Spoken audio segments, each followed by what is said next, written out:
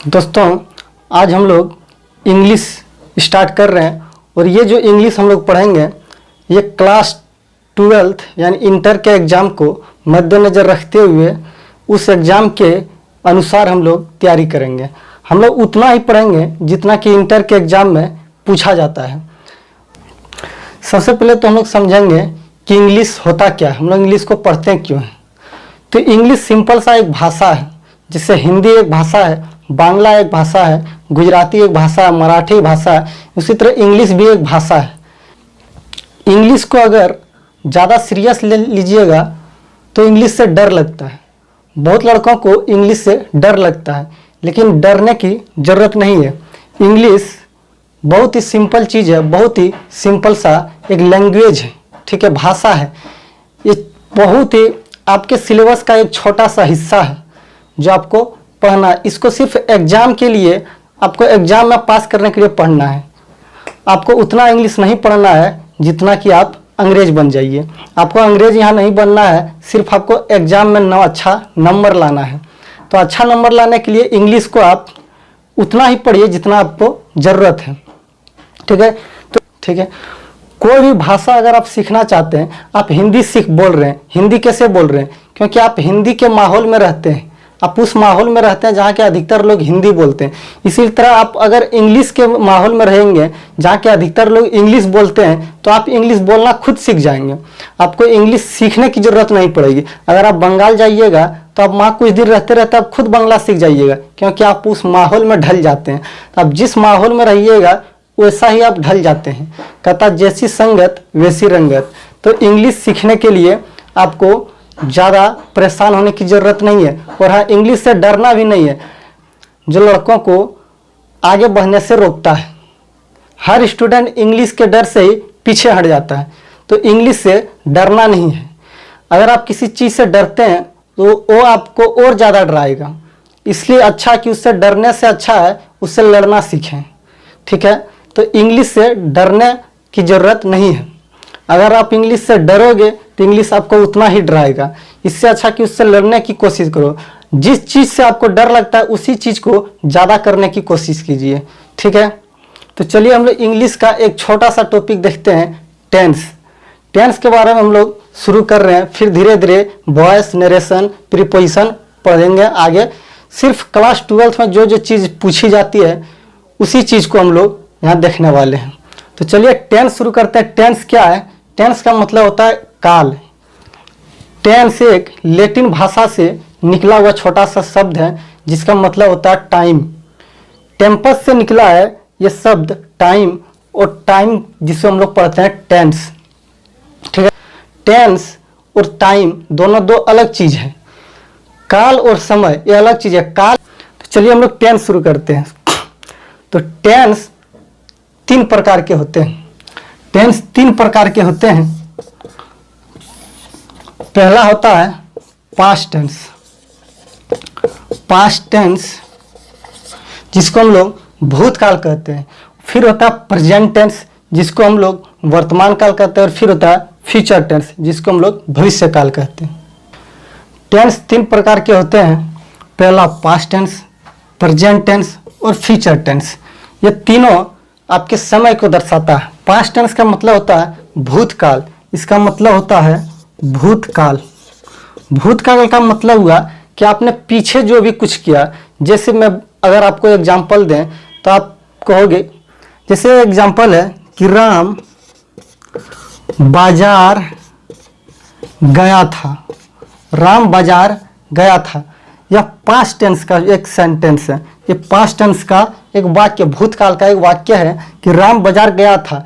ये हो चुका है, ये काम हो चुका है, यानी वो गया था, इसलिए इसको हम लोग पास्ट टेंस। जो काम हो चुका पहले, जो बीत गया, उसको हम लोग पास्ट टेंस में रखते हैं। और प्रेजेंट टेंस में रखते हैं जो काम हो रहा वर्तमान में। जैसे मैं पढ़ रहा हूँ, मैं पढ़ रहा हूँ, या राम बाजार जाता है। तो यह प्रेजेंट टेंस में जो काम लगातार चल रहा या लंबे समय से चल रहा है उसको हम लोग प्रेजेंट टेंस में रखते हैं। उसके बाद था फ्यूचर टेंस, जो चीज़ भविष्य में होने वाला है।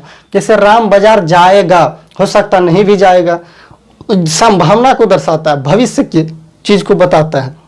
जैसे आज वर्षा होने की संभावना है, तो फ्यूचर की बात है, हो भी सकता नहीं भी हो सकता। तो फ्यूचर में हम लोग क्या रखते हैं, जो काम आगे होने वाला भविष्य काल, इसका मतलब हुआ भविष्य काल, भविष्य काल। और इसको हम लोग कहते हैं वर्तमान काल।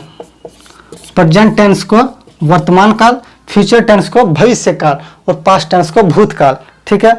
अब पास्ट टेंस, फ्यूचर टेंस और प्रेजेंट टेंस तीनों के बारे में फिर से अलग अलग पढ़ेंगे। तो सबसे पहले हम लोग प्रेजेंट टेंस के बारे में पढ़ते हैं।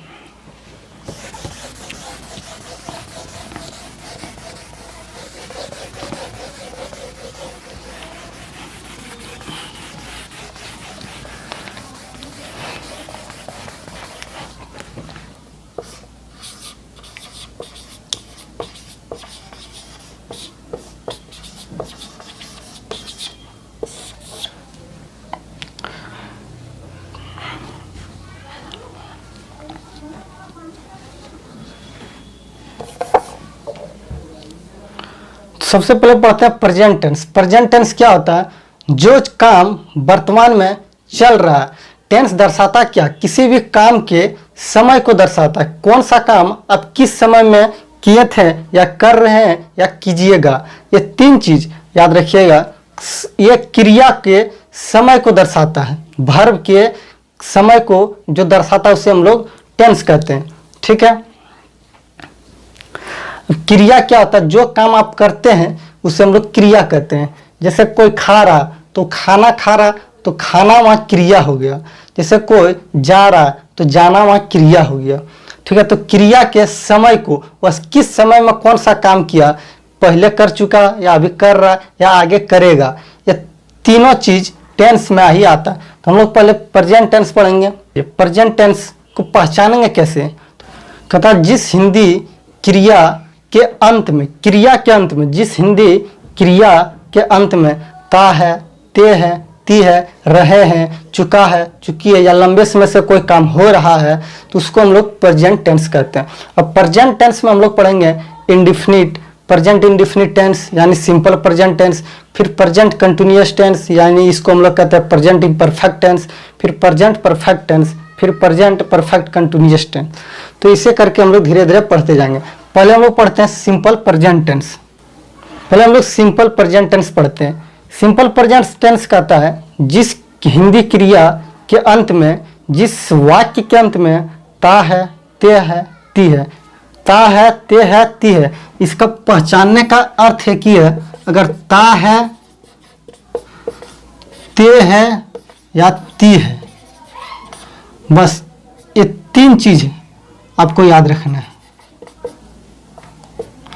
ता है, ते है, ती है, अगर ये आपको कहीं क्रिया के अंत में दिख गया, जैसे जाता है, खाता है, पीता है, अगर ता है, ते है, खाते हैं, पीते हैं, जाती है, गाती है, रोती है, तो ये हो गया सिंपल प्रेजेंट टेंस। अब इसको बनाएंगे कैसे, ता जाती है, यहाँ जाना क्रिया है, वर्ब यहाँ क्या है, जाना, और जाना के अंत में क्या है, ती है, तो ती यहाँ हो गया सिंपल प्रेजेंट टेंस को दर्शा रही है कि सीता जाती है, यानी काम हो रही है। तो इसको बनाने के लिए एक नियम है जिसको हम लोग स्ट्रक्चर या उसका संरचना कहते हैं। उस फॉर्म में वो एक फार्मूला है, उस फॉर्म में अगर आप किसी भी सेंटेंस को बैठाते हैं तो वह उस वाक्य का ट्रांसलेट इंग्लिश में हो जाता है। जैसे उसका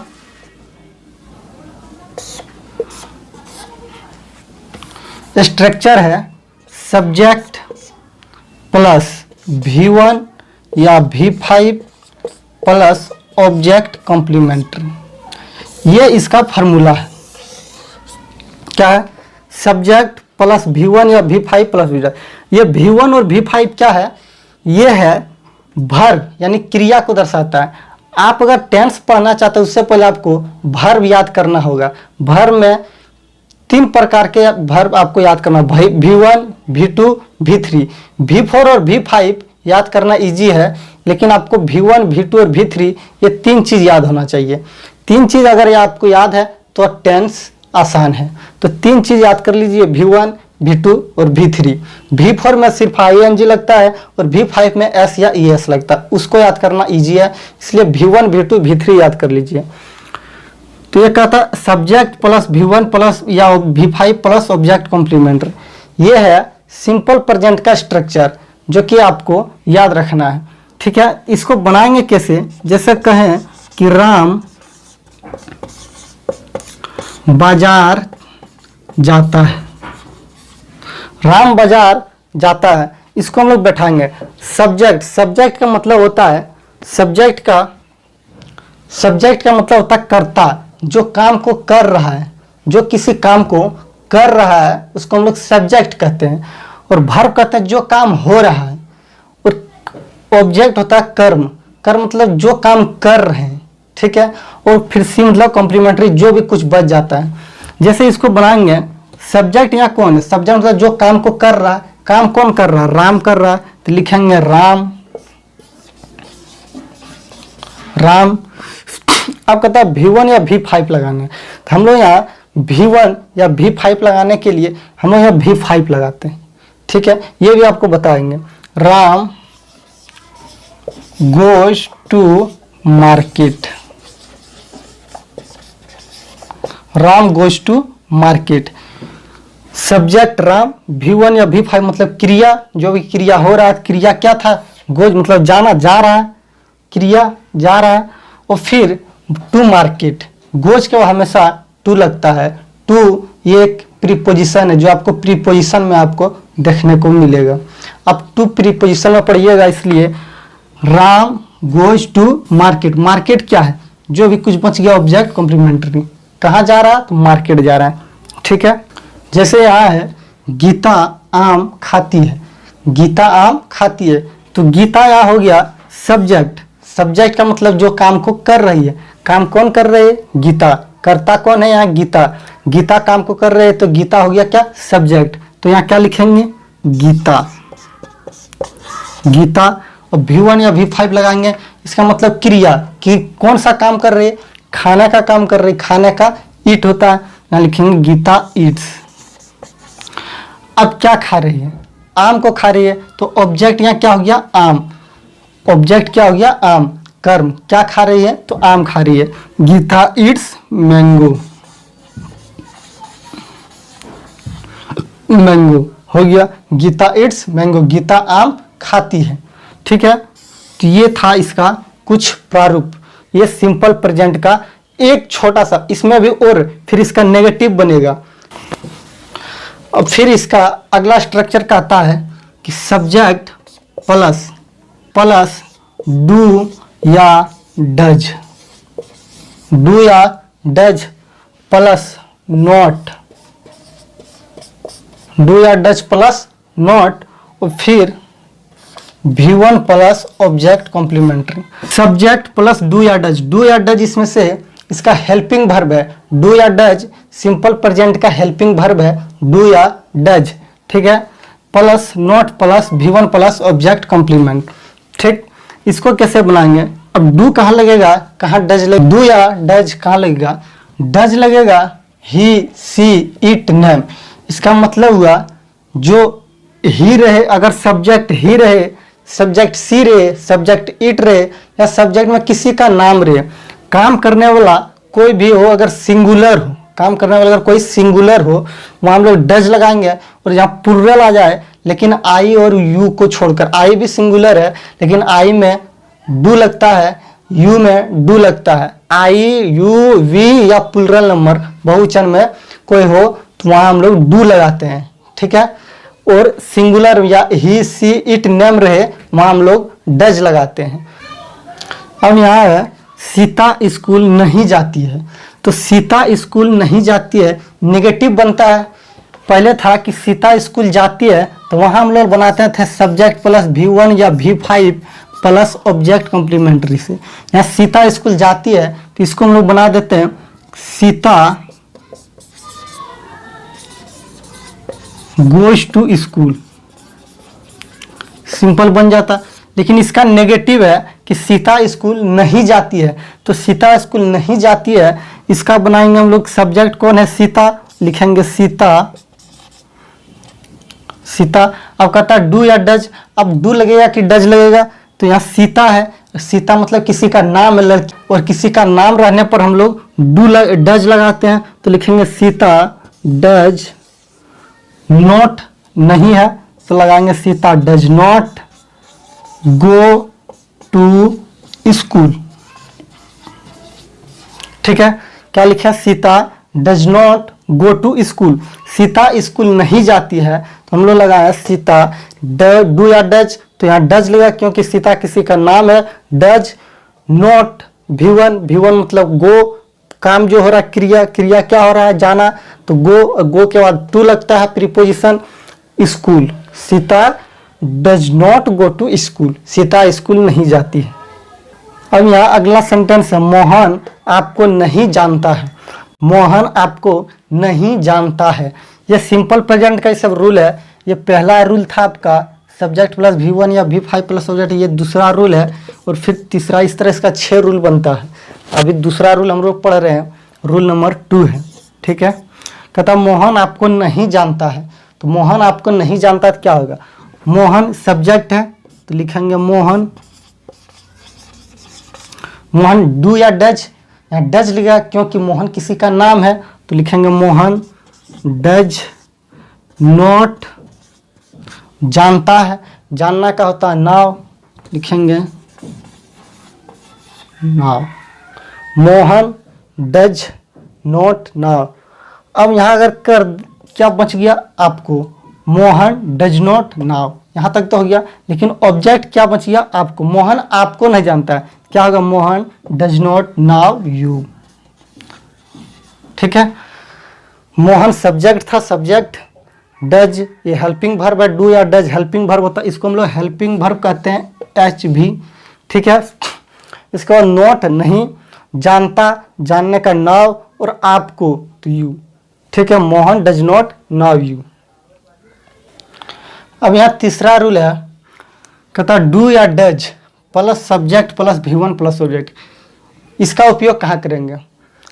मैं आपको अगर पूछूं क्या तुम बाजार जा रहे हो, क्या तुम मार्केट जा रहे हो, या क्या तुम पटना जा रहे हो, या क्या सीता गाती है, जैसे ये क्वेश्चन है, क्या आप उनको जानते हैं, इसमें हम लोग क्या लगाएंगे, जहाँ क्या पहले लगा हो जिस वाक्य में, वहाँ हम लोग इस स्ट्रक्चर का प्रयोग करेंगे, इस फॉर्मूले का प्रयोग करेंगे। तो यहाँ हम लोग क्या लगा है, तो हम लोग लिखेंगे डू या डज पहले, लेकिन उससे पहले हम लोग सब्जेक्ट को देखेंगे, तो सब्जेक्ट क्या है, आप जहाँ लग गया इसका मतलब यू, यहाँ सब्जेक्ट यू है, और यू के जगह हम लोग क्या लगाते हैं, डू, तो यहाँ लिखेंगे डू, क्या लिखेंगे डू, फिर सब्जेक्ट आएगा, तो सब्जेक्ट इसमें क्या है, यू, यहाँ लिखेंगे do you.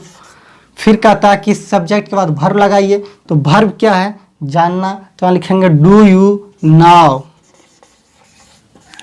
Do you now. और फिर ऑब्जेक्ट क्या बच गया, उनको, क्या आप उनको जानते हैं, डू यू नाउ हिम,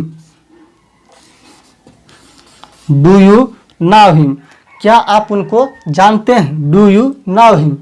तो ये था तीसरा रूल। अब इसका चौथा रूल देखते हैं। इसका चौथा रूल उसी का नेगेटिव है, क्या आप उनको जानते हैं, उसका नेगेटिव क्या बनेगा, क्या आप उनको नहीं जानते हैं, क्या आप उनको नहीं जानते हैं, तो इसी का नेगेटिव है, यहाँ नॉट लग गया सिर्फ, क्या आप उनको नहीं जानते हैं। जैसे इसको बनाएंगे, जैसे ये है, क्या आप उनको नहीं जानते हैं, ये क्या है, उसका नेगेटिव है, जहाँ क्या पहले लग गया, इसका मतलब हम लोग तीसरा रूल को ओर जाएंगे, और तीसरा रूल कहता है डू या does plus subject plus V1 plus subject, लेकिन यहाँ लग गया नहीं, नेगेटिव है, ये क्या है, नेगेटिव है, इसका मतलब हम लोग नॉट की ओर जाएंगे। चौथा रूल क्या होगा, चौथा रूल डू या डज, तो फिर से डू लगेगा क्योंकि यू है, डू यू, फिर सब्जेक्ट लग गया यू, डू यू, फिर नॉट नाउ हिम,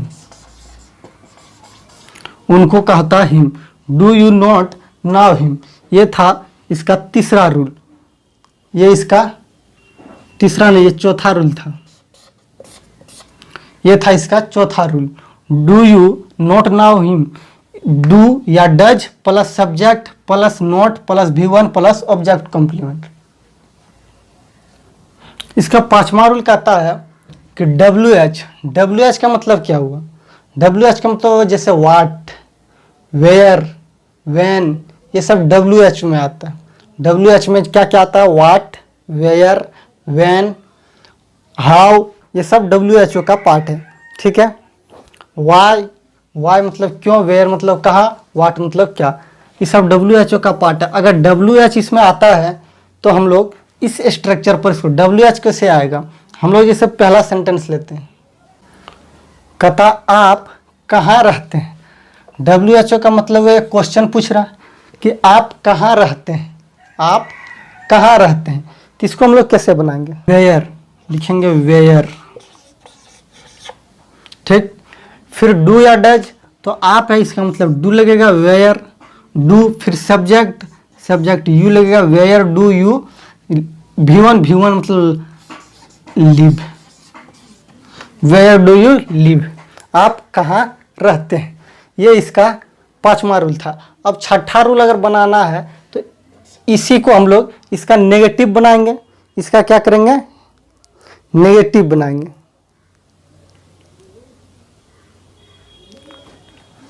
ठीक है। छठा रूल कहता है, छठा रूल इसी का नेगेटिव बन जाएगा। कैसे बनेगा? सब्जेक्ट के बाद सिर्फ नॉट लगा देंगे plus V1 plus object complement. ठीक। सब्जेक्ट के बाद नॉट लग जाएगा। जैसे अगर पूछा जाए कि, तो ये इसका पूरा 6 रूल है सिंपल प्रेजेंट बनाने का। क्या है? पहला रूल है सब्जेक्ट प्लस V1 या V5 प्लस ऑब्जेक्ट। इसका आपको हम ट्रांसलेट करके दिखा दिए थे एक बना के। फिर है सब्जेक्ट प्लस डू या डज प्लस, सिर्फ इसका हेल्पिंग वर्ब या डू या डज याद रखना है। हेल्पिंग वर्ब इसका डू या डज याद रखना है। और डू कहाँ लगता है, डज कहाँ लगता है, ये आपको जानना है। तो डज कहाँ लगता है? ही, सी, इट या किसी का नाम हो तो वहाँ डज लगता है। और डू कहाँ लगता है? आई, वी, यू या कोई प्लुरल हो, जैसे दे। ठीक है, दे प्लुरल, वे लोग, तो वहाँ हम लोग प्लुरल में क्या लगाते हैं? डू लगाते हैं। तो ये चीज़ आपको इसमें याद रखना है। ठीक है। उसके बाद इसी का फिर तीसरा रूप है डू या does plus subject plus V1 plus object. फिर इसका चौथा रूल है, इसी को नेगेटिव कर दिया है। इसका नेगेटिव ये बना, इसका नेगेटिव ये बना और इसका नेगेटिव ये बना। WH प्लस डू या does plus subject plus V1 plus object. ये इसका 6 रूप है। फिर आगे हम लोग प्रेजेंट कंटिन्यूअस टेंस पढ़ेंगे, यानी प्रेजेंट इम्परफेक्ट टेंस। तब तक के लिए आप इसको प्रैक्टिस कीजिए। ट्रांसलेशन का बुक ले लीजिए, कोई भी ग्रामर का बुक टेंस निकालिए और वहाँ प्रैक्टिस कीजिए। जितना प्रैक्टिस कीजिएगा टेंस उतना ही आपको याद रहेगा। सारा इसी रूल पर बनेगा। सिंपल प्रेजेंट में जितना भी क्वेश्चन होगा सारा ये 6 रूल से ही बन जाएगा। ठीक है। तो तब तक प्रैक्टिस कीजिए। फिर मिलेंगे अगले वीडियो में। अगले प्रेजेंट कंटिन्यूअस टेंस यानी प्रेजेंट इम्परफेक्ट टेंस के बारे में पढ़ेंगे। तब तक के लिए आप इसको प्रैक्टिस कीजिए।